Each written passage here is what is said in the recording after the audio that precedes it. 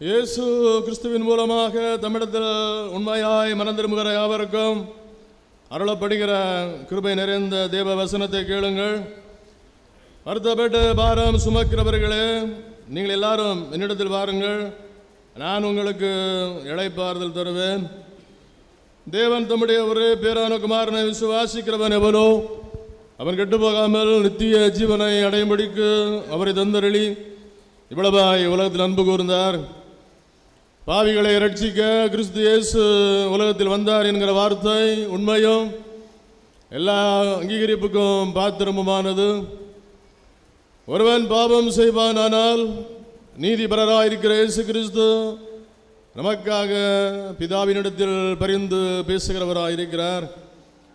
நம்முடைய பாவங்களை நிவர்த்தி செய்கிற கிருபாதார பலி அவரே. நம்முடைய பரம பிதாவாகிய சர்வவல்லமை கடவுள் உத்தம மனஸ்தாபத்தோடும் உண்மையான விசுவாசத்தோடும் தமிழத்துக்கு மனம் திரும்பி தங்கள் சகோதர சகோதரின் குற்றங்களை மன்னிக்கிற யாவருக்கும் பாவ மன்னிப்பு அருளிச் செய்வோம் என்று மிகுந்த இரக்கமாய் வாக்குத்தத்தம் செய்திருக்கிறார். அவர் நம்முடைய கர்த்தராகிய இயேசு கிறிஸ்து நிமித்தம் உங்களுக்கு இறங்கி உங்கள் பாவங்கள் எல்லாவற்றையும் மன்னித்து விடுதலையாக்கி சகல நன்மையிலும் உங்களை உறுதிப்படுத்தி நிலை நிறுத்தி நித்திய ஜீவக்கரையில் உங்களை சேர்ப்பாராக.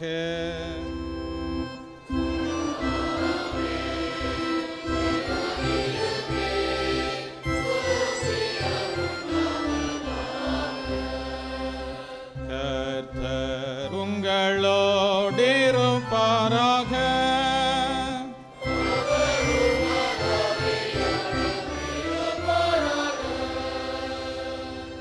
ஜபம் பண்ண கடவோம். சர்வ வல்ல கடவுளே, சகல நல் ஈவுகளையும் அருளுகிறவரே, திருச்சபையில் பல்வேறான பணிவிடைகளை ஒரே ஆவியானவரால் ஏற்படுத்தியிருக்கிறீரே, உதவி குருக்களாகும்படி இப்பொழுது அழைக்கப்பட்டிருக்கும் உமது ஊழியக்காரராகியவர்களை இரக்கமாய் கண்ணோக்கி பாரும். உமது சுவிசேஷ சத்தியத்தால் இவர்களை பூரணப்படுத்தி குற்றமற்ற நடக்கையால் இவர்களை அலங்கரித்தருளும். பிரசுத்தாவியின் வல்லமையால் இவர்களை நிரப்பியருளும். உமது நாமத்துக்கு மகிமை உண்டாகவும் திருச்சபை ஊன்ற கட்டப்படவும் இவர்கள் தங்கள் வார்த்தையினாலும் நல்ல முன்மாதிரியினாலும் உண்மையோடு மகிழ்ச்சியோடும் பணிவிடை செய்ய அனுகிரகித்தருளும். உமோடும் பிரசுத்தாவியோடும் சதாகாலம் ஜீவித்தரசாளுகிற இரட்சகர் இயேசு கிறிஸ்துவின் புண்ணியங்களின் நிமித்தம் உம்மை வேண்டிக் கொள்கிறோம்.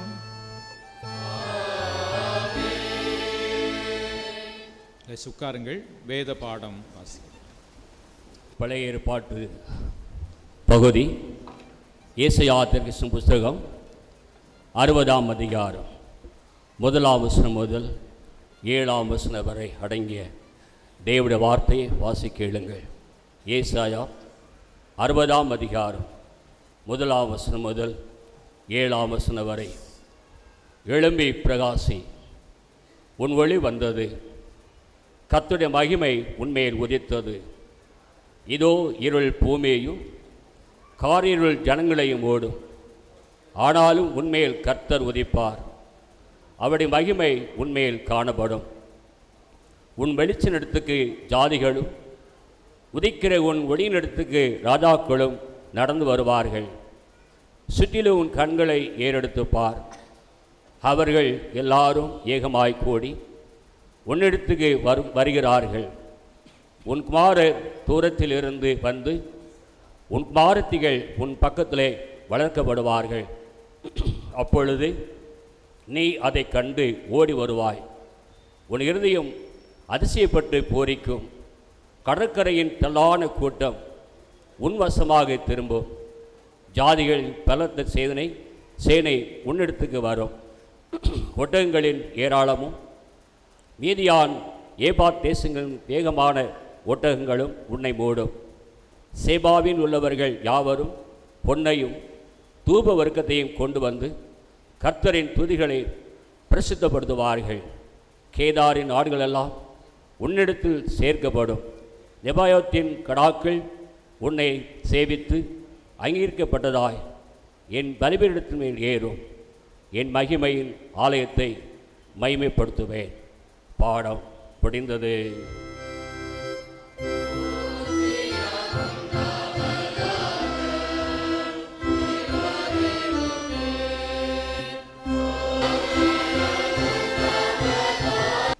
அப்போஸ்தலனாகிய பவுல் கொரிந்தியருக்கு எழுதின 2ஆம் நிருபம் 4ஆம் அதிகாரம் 1ஆம் வசனம் தொடங்கிய தேவனுடைய வார்த்தையை கேளுங்கள். 2 கொரிந்தியர் 4:1. இப்படிப்பட்ட ஊழியத்தை உடவுளாகிய நாங்கள் இரக்கம் பெற்றிருப்பதால் சோர்ந்து போகிறதில்லை. வெட்கமான அந்தரங்க காரியங்களை நாங்கள் வெறுத்து தந்திரமாய் நடவாமலும் தேவ வசனத்தை புரட்டாமலும் சத்தியத்தை வெளிப்படுத்துகிறதினாலே தேவருக்கு முன்பாக எல்லா மனுஷனுடைய மனசாட்சிக்கும் எங்களை உத்தமர் என்று விளங்கப்படுகிறோம். எங்கள் சுவிசேஷம் மறைபொருளாக இருந்தால் கெட்டு போகிறவர்களுக்கு அது மறைபொருளாக இருக்கும். தேவனுடைய சாயலாக இருக்கிற கிறிஸ்துவின் மகிமையான சுவிசேஷத்தின் ஒளி அவிசுவாசிகளாகிய அவர்களுக்கு பிரகாசமாயிராதபடிக்கு இப்பிரபஞ்சத்தின் தேவனானவன் அவருடைய மனதை குருடாக்கினான். நாங்கள் எங்களையே பிரசங்கியாமல் கிறிஸ்து இயேசுவை கர்த்தரென்றும் எங்களையோ இயேசுவின் நிமித்தம் உங்கள் ஊழியக்காரர் என்றும் பிரசங்கிக்கிறோம். இருளிலிருந்து வெளிச்சத்தை பிரகாசிக்க சொன்ன தேவன் இயேசு கிறிஸ்துவின் முகத்தில் உள்ள தமது மகிமையின் அறிவாகிய ஒளியை தோன்ற பண்ணும் பொருட்டாக எங்கள் இருதயங்களிலே பிரகாசித்தார். இந்த மகத்துவமுள்ள வல்லமை எங்களால் உண்டாயிராமல் தேவனால் உண்டாயிருக்கிறது என்று விளங்கும்படி இந்த பொக்கிஷத்தை மண்பாண்டங்களில் பெற்றிருக்கிறோம். நாங்கள் எப்பக்கத்திலும் நெருக்கப்பட்டோம், ஒடுங்கி போகிறதில்லை. கலக்கமடைந்தோம், மனம் முறிவடைவதில்லை. துன்பப்படுத்தப்பட்டோம், கைவிடப்படுகிறதில்லை. கீழே தள்ளப்பட்டோம், மடிந்து போகிறதில்லை. கர்த்தராகிய இயேசுவினுடைய ஜீவனும் எங்கள் சரீரத்திலே விளங்கும்படிக்கு இயேசுவின் மரணத்தை எப்பொழுதும் எங்கள் சரீரத்தில் சுமந்து திரிகிறோம் என்பது பாடம் முடிந்தது.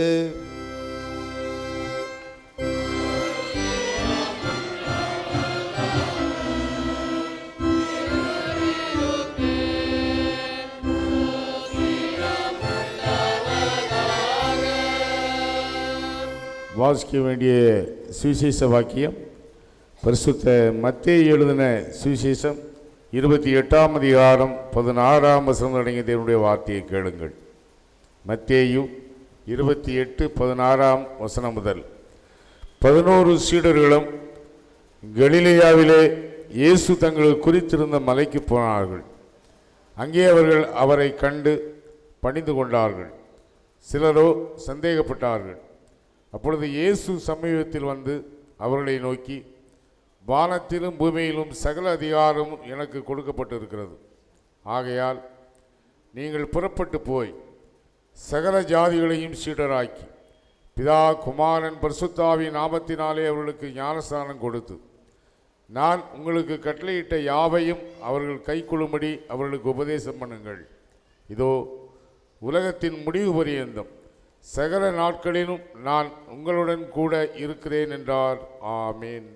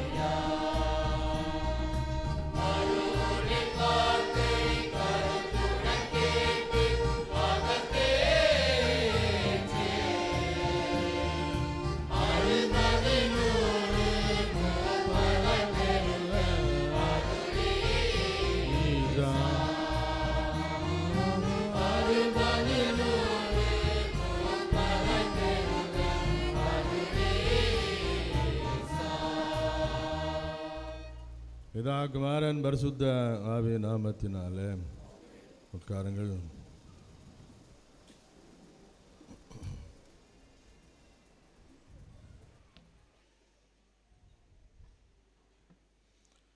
நம்முடைய பிதாவாகிய தேவனாலும்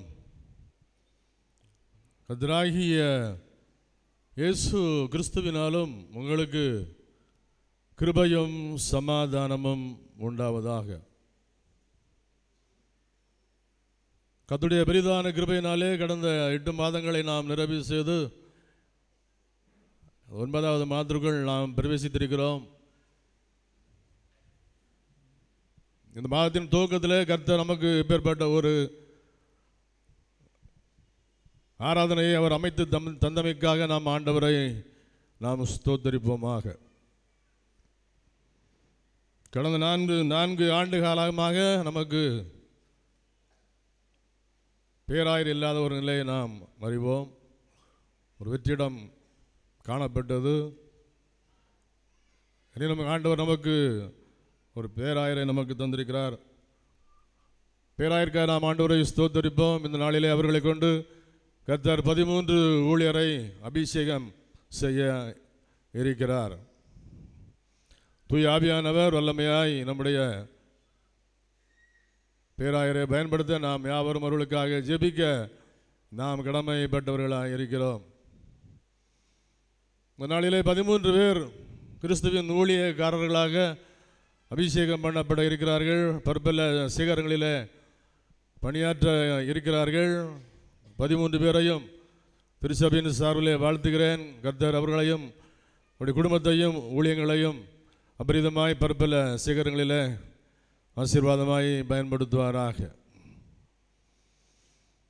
ஆண்டவராய் கர்த்தர் நம்மை இந்த உலகத்தில் படைத்து நம்மை அவர் பயன்படுத்தி கொண்டு வருகிறார். நம்மை பாதுகாத்து கொண்டு வருகிறார்.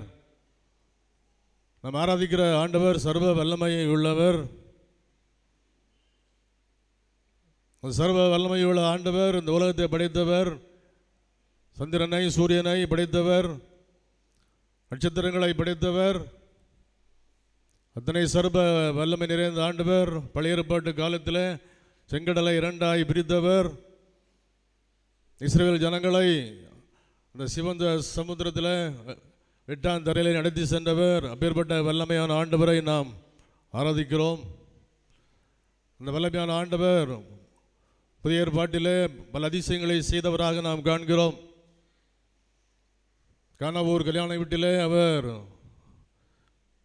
தண்ணீரை ரசமாய் மாற்றின சம்பவம், இயற்கை மேல் அதிகாரம் கொண்டு இயற்கையை பார்த்து இறையாதே அமைதலாயிரு என்று சொல்லி ஆண்டவர் இயற்கையை அதிகட்டின சம்பவம். அப்பேற்பட்ட ஆண்டவரை நாம் ஆராதிக்கிறோம், பணிந்து கொள்கிறோம், அவரை நாம் பிரசங்கிக்கிறோம், அவருக்கு நாம் பணிவிடை செய்கிறோம். அந்த ஆண்டவர் துதியின் மத்தியில் வாசம் செய்கிற ஆண்டவராய் காணப்படுகிறார். துதியின் மத்தியில் வாசம் செய்கிற ஆண்டவர் நம்மிடம் எதிர்பார்க்கக்கூடிய காரியம், நாம் அவரை துதிக்க வேண்டும், அவரை ஆராதிக்க வேண்டும், நம்முடைய உள்ளத்திலிருந்து நாம் அவரை பாட வேண்டும் என அவர் விரும்புகிறார். 150ஆம் சங்கீதத்தை நாம் பார்க்கும் பொழுது, இக்கால துணியோடு கர்த்தரை துதியுங்கள், ஓசையுள்ள கைத்தாளங்களோடு கர்த்தரை துதியுங்கள், பேரோசையுள்ள கைத்தாளங்களோடு ஆண்டவரை துதியுங்கள், வீணையோடு துதியுங்கள், தம்பரோடு துதியுங்கள் என்று ஆண்டவர் சங்கீதக்காரன் மூலமாக நமக்கு வலியுறுத்துகிறார். சுவாசமுள்ள யாவும் கர்த்தரை துதிப்பதாக. ஆண்டவரை கர்த்தர் நம்மை படைத்ததின் ஒரே நோக்கம், நாம் அவரை புகழ வேண்டும், அவரை பாட வேண்டும் என்று சொல்லி. எனவே நம்மை படைத்த ஆண்டவர் நாம் அவரை பாடி மகிமைப்படுத்த வேண்டும் என விரும்புகிறார். இந்த ஜனத்தை எனக்கென்று ஏற்படுத்தினேன், அவர்கள் என்னுடைய துதியை சொல்லி வருவார்கள் என்று ஆண்டவர் நம்மிடம் துதியை எதிர்பார்க்கிறார். நாம் யாவரும் அவருடைய பிள்ளைகளாக இந்த உலகத்தில் வாழ்ந்து கொண்டு வருகிறோம். ஆண்டவர் நம்மிடம் எதிர்பார்ப்பது துதி. எனவே துதியின் மத்தியில் வாசம் செய்கிற இயேசுராஜாவை நன்றியுள்ள இருதயத்தோடு நாம் துதிக்க கடமைப்பட்டவர்களாக இருக்கிறோம். அவர் நேற்றும் இன்றும் என்றும் மாறாதவராக நமது வாழ்விலே செயல்படுகிறார். உண்மையில் உள்ளவராக செயல்படுகிறார். அந்த உண்மையுள்ள தெய்வத்தை, நேற்றும் இன்றும் மாறாத தெய்வத்தை, நம்மினோரை கைவிடாத தெய்வத்தை, நாம் யாவரும் கரங்கொட்டி உற்சாகமாய் பாடி ஆண்டவரை நாம் மகிமைப்படுத்துவோமா? Follow the TV.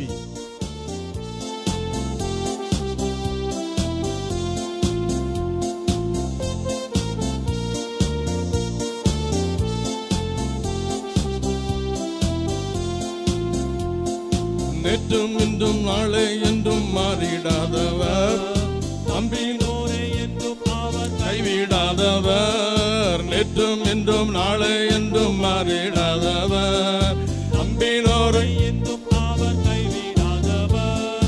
நம்பத்தக்கவர், உண்மையுள்ளவர், சொன்னதை செய்பவர். நம்பத்தக்கவர், உண்மையுள்ளவர், சொன்னதை செய்பவர்.